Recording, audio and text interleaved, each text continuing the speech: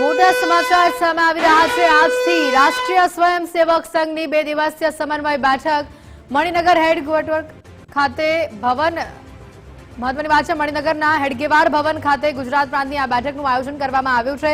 2 દિવસીય બેઠકની અંદર વિવિધ વિભાગના મંત્રીઓ વિશેષ રૂપથી ઉપસ્થિત રહેશે। ભાજપ પ્રદેશ પ્રમુખ જગદીશભાઈ વિશ્વકર્મા હાજરી આપવાના છે। ભાજપ સંગઠન મહામંત્રી રત્નાકરજી પણ બેઠકમાં ઉપસ્થિત રહેવાના છે। મંત્રી પ્રફુલ પાનસેરિયા, કમલેશ પટેલ, જીતુભાઈ વાઘાણી, કનુભાઈ દેસાઈ, રમણભાઈ સોલંકી પણ હાજરી આપવાના છે। આરએસએસથી વિવિધ પેટા સંસ્થાના હોદ્દેદારો, પ્રચારકો પણ આ બેઠક દરમિયાન ઉપસ્થિત રહેશે। વર્ષમાં એકવાર આ ખાસ બેઠક યોજાય છે। ભાજપ અને ભગીની સંસ્થાની આ બેઠકનું આયોજન થાય છે। સંઘના એજન્ડા, રાજકીય પરિસ્થિતિ અંગે આ બેઠકમાં સમીક્ષા કરવામાં આવતી હોય છે।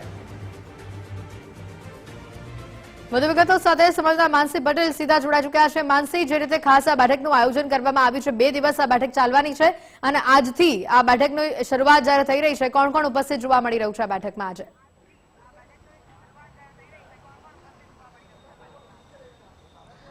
ચોક્કસથી આગામી વર્ષે જ્યારે વિધાનસભાની ચૂંટણી યોજાવાની છે અને તે ચૂંટણી પહેલાં જ આ મહત્વપૂર્ણ જે બેઠક છે તે બેઠકનું આયોજન કરવામાં આવ્યું છે। મહત્વનું છે કે મણિનગર ખાતે આવેલા જે હેડગેવાર ભવન છે આરએસએસનું, ત્યાં આ બેઠકનું જે આયોજન છે તે આયોજન કરવામાં આવ્યું છે। એટલે કે આગામી વર્ષે જ્યારે ગુજરાત વિધાનસભાની ચૂંટણીને ધ્યાનમાં રાખીને અમદાવાદમાં રાષ્ટ્રીય સ્વયંસેવક સંઘ, ભાજપ સંગઠન અને રાજ્ય સરકાર વચ્ચે જે મહત્વપૂર્ણ સમયવર બેઠક છે તે બેઠક યોજાઈ છે, જેમાં આજથી 2 દિવસ સુધી આ બેઠકનો પ્રારંભ થયો છે। એટલે કે 2 દિવસ સુધી આ બેઠક ચાલશે, જેમાં આરએસએસના જે રાષ્ટ્રીય જોઈન્ટ સેક્રેટરી એટલે કે સરકાર્યવાહ અરુણ કુમારની અધ્યક્ષતામાં આ જે બેઠક છે તે બેઠક યોજાઈ છે અને બેઠકમાં રાજ્ય સરકારના જે સિનિયર મંત્રીઓ, ભાજપ પ્રદેશ સંગઠનના આગેવાનો તેમજ સંઘની વિવિધ ભગીની સંસ્થાઓના જે હોદ્દેદારો અને પ્રચારકો આ બેઠકમાં ઉપસ્થિત રહ્યા છે અને બેઠકમાં ભાજપના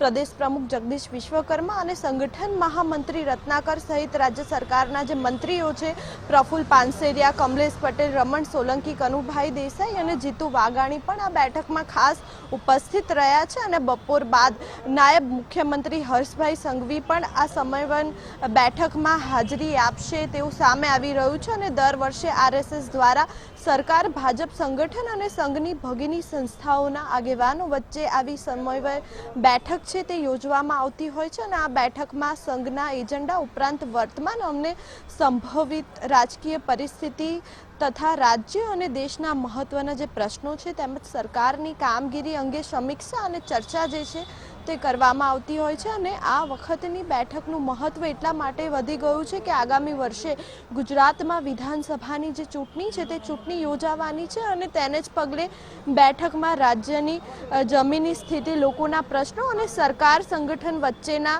જે પ્રશ્નો છે તે અંગે વિગતવાર જે મંથન છે તે મંથન થવાની શક્યતા છે। ખાસ કરીને ખેડૂતો અને યુવાનો સાથે જોડાયેલા જે મુદ્દાઓ છે તે મુદ્દાઓ પણ બેઠકમાં મહત્વના વિષય બની શકે છે અને યુવાનોમાં જોવા મળતા વિવિધ જે ચળવળો અને ખાસ કરીને જે જેન્સી આંદોલનો થયા છે તેની સાથે જોડાયેલા જે મુદ્દાઓ છે તે મુદ્દાઓને લઈને પણ સંઘ અને સરકારની જે સક્રિયતા છે તે વધી છે અને યુવાનો સુધી સંગઠન અને સરકારની પહોંચ વધુ મજબૂત બનાવવા માટે પણ જે ચર્ચા છે તે ચર્ચા થવાની છે અને આ બેઠકમાં જે મંત્રીઓને વિવિધ ક્ષેત્રોની જવાબદારીઓ સોંપવામાં આવી છે તે સંબંધિત મુદ્દાઓ અંગે પણ સંઘના આગેવાનો સાથે જે ચર્ચા વિચારણા છે તે પણ કરવામાં આવશે અને 2 દિવસ દરમિયાન સરકારના વિવિધ વિભાગોના મંત્રીઓ બેઠકમાં ઉપસ્થિત રહીને પોતાના વિભાગો સાથે જોડાયેલા જે મહત્વપૂર્ણ જે મુદ્દાઓ છે તે અંગે પણ ચર્ચા કરવામાં આવશે।